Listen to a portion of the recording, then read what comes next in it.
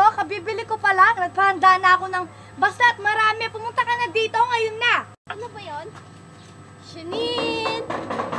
Shanine! Ako para sa inyo. Halika to. Namiss talaga kita. Jo! Eto pala yung bago kong biling bahay. Nakabukas pa yung TV.